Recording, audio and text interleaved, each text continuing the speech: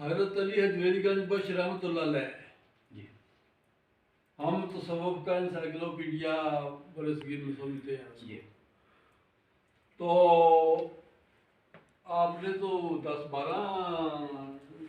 اس کے جوابات یہ ہیں کہ تصوف کیوں کہتے ہیں. جی ایسے ہی بالکل ایسے ہی.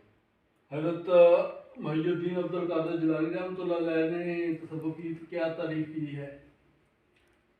کیا کی ہے؟ جی شیخ عبد القادر جیلانی رحمۃ اللہ علیہ کے حوالے سے وہ کوٹیڈ ورڈ تو مجھے اس طرح یاد نہیں ہے، نہ میں اس میں نقل کیے، لیکن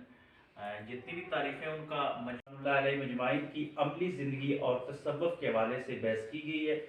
اور فصل چہارم میں عہد تابعین اور تبع تابعین کے زندگی کے حوالے سے تصوف کے مختلف موضوعات کی بحث کی گئی ہے. دوسرا جو باب ہے اس میں تصوف اور ربانیت میں اسلام سے پہلے جو ان کے اثرات تو آئے، اور بڑی ایک اس ریسرچ کے دوران ایک بات جو ڈاکٹر جاوید اقبال صاحب کی میں کوٹ کرتا ہوں کہ ہمارے بر صغیر میں لفظ نماز اور روزہ پڑھا جاتا ہے، حالانکہ اس کا کیونکہ ریچ تہذیب تھی تو اس کے اثرات کہیں نہ کہیں ہم پہ مرتب ہوتے ہیں. اسلامی تصوف پر ہندوستانی تہذیب کے ہماری پڑوس میں تھی، اور خاص کر کے بر صغیر میں تصوف کا ایک بڑے لوگ آئے اور انہوں نے بھی اس سے کہیں نہ کہیں اثر لیا، لیکن ہمارے صوفیاء کا ایک آپ نے اشارہ کر دیا کہ یہ کام ہوا، لیکن یقیناً جب اور یہ کام کیا جاتا ہے تو اس میں کوئی نہ کوئی گیپ اور کوئی کمی محسوس کی جاتی ہے جو کیا جاتا ہے. خاص طور پر آپ نے کیا گیپ محسوس کیا، ریسرچ گیپ کیا تھا اور آپ نے اس کو فل اپ کیسے کیا؟ اس موضوع کو مختلف تفاسیر نے بھی بیان کیا، مختلف جو کتابیں لٹریچر ریویو میں دیکھی ہیں انہوں نے بھی ذکر کیا، لیکن اسپیسیفک اس لفظ پہ تحقیقی طور پر کسی نے مکمل کام ایم فل یا پی ایچ ڈی لیول کے اوپر نہیں نظر آیا، میری نظر سے نہیں گزرا. ایم فل یا پی ایچ ڈی لیول پہ لفظ الجاہلیہ کو موضوع بنا کر کسی نے یہ جو چاروں اصطلاحات تھی بنیادی طور پر ایک بڑی خوبصورت کتاب جو ڈاکٹر خالد نقوی ہیں وہ میرے بھی استاد تھے، 1979 میں وہ میرے ٹیچر تھے. اللہ تعالیٰ علی کی رحمت فرمائے، اور باقی بھی جو کام ہوا وہ تقریباً الحاد اور سیکولرزم، یعنی ان چاروں کا ملغوبہ اگر دیکھا جائے اور نتیجہ دیکھا جائے تو یہ مذہب سے بیزاری کا نام ہے. اللہ تبارک و تعالیٰ کی تعلیمات سے الگ ہو کر وہ کہتے ہیں کہ انسان جو دین ہے وہ اس کا ایک پرائیویٹ معاملہ ہے، اپنی ذات تک محدود رکھا جائے اور اپنی ذاتی زندگی کے اندر اسلام کو منضبط نہیں کیا جا سکتا. اس میں کہ جن کے ظاہری اور باطنی علوم سے پوری دنیا سیراب ہو رہی ہے، میں دل کی گہرائیوں سے اس موقع پر دعا گو ہوں اس عظیم ہستی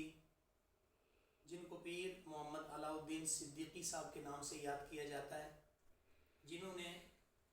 تعلیمی درسگاہوں میں ایک عظیم درسگاہ محی الدین اسلامی یونیورسٹی کی بنیاد رکھی، اور ہزاروں تشنگان علم ان کے فیض سے علم سے سیراب ہو رہے، اور انہی کے نقش قدم پر چلتے ہوئے ان کے صاحبزادے چانسلر یونیورسٹی حاضہ پیر محمد سلطان العارفین صاحب کا بھی شکریہ ادا کرتا ہوں کہ جو اپنے عظیم والد کے نقش قدم پر چلتے ہوئے تشنگان علم کی علمی پیاس کو بجھا رہے. میرے حضرت علی حجویری گنج بخش رحمۃ اللہ علیہ جی ہم تصوف کا انسائکلوپیڈیا برصغیر میں سمجھتے ہیں. جی تو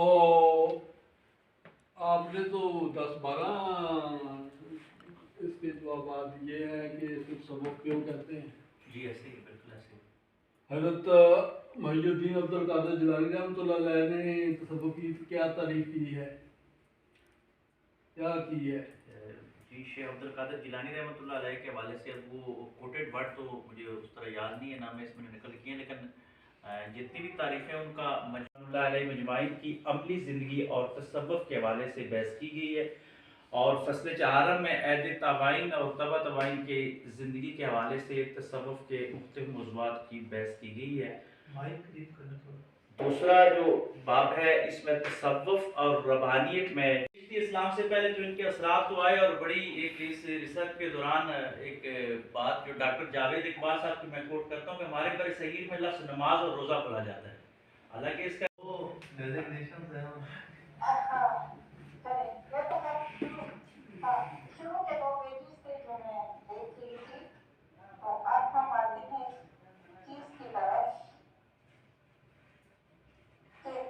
वक्त रिच तहजीब थी तो उसके असरात कहीं न कहीं हम पे मुरतब होते गए। इस्लामी तसव्वुफ़ पर हिंदुस्तानी तहजीब के हमारी पड़ोस में थी और ख़ास करके बरसगीर में तसव्वुफ़ का एक बड़े लोग आए और उन्होंने भी उससे कहीं न कहीं असर लिया, लेकिन हमारे सूफिया का एक